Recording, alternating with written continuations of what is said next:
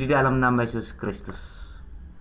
Ini part 2 ya saudara-saudaraku, yang tadi part 1. Mari semakin belajar.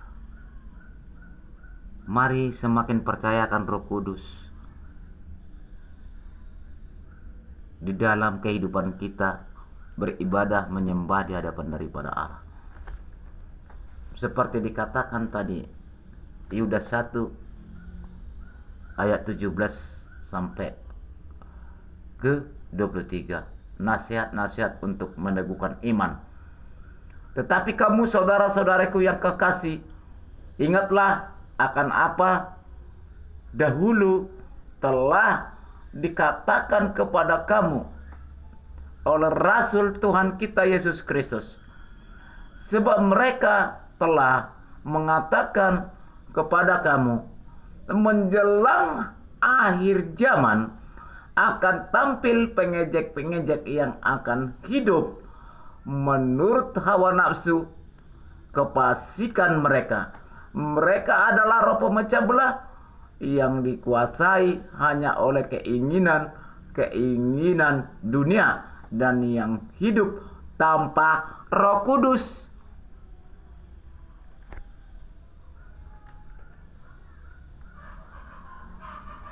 Maka belajar kita memahami kinerja Roh Kudus, supaya kita semakin mengerti menyembah Tuhan saudara-saudaraku di dalam nama Yesus Kristus.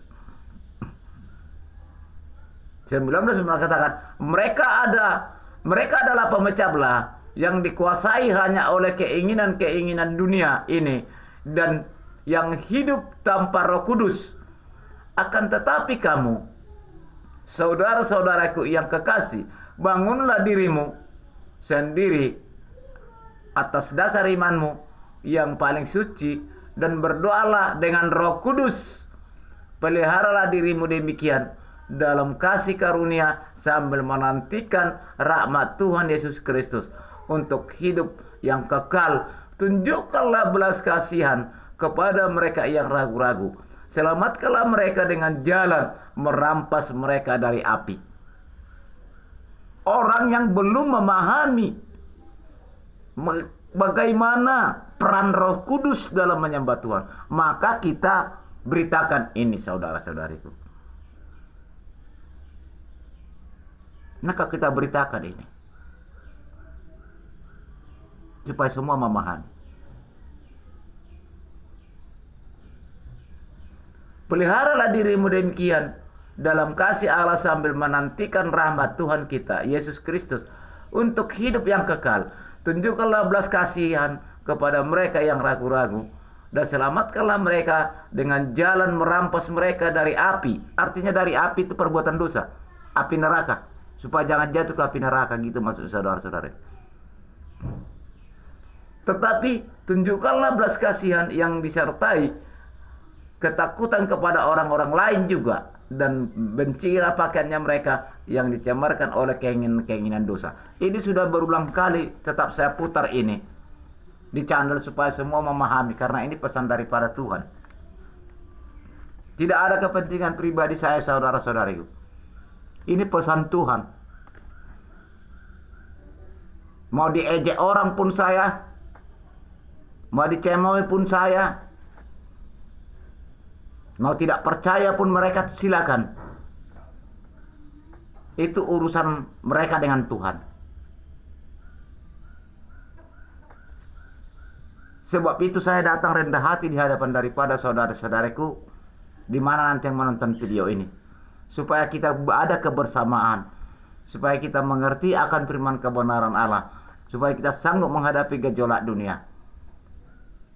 Dengan adanya naungan kuasa Roh Kudus menjelang hari-hari terakhir, mari beribadah dengan naungan Roh Kudus. Ini pesan Tuhan. Roh Kudus yang sanggup mengubah segalanya.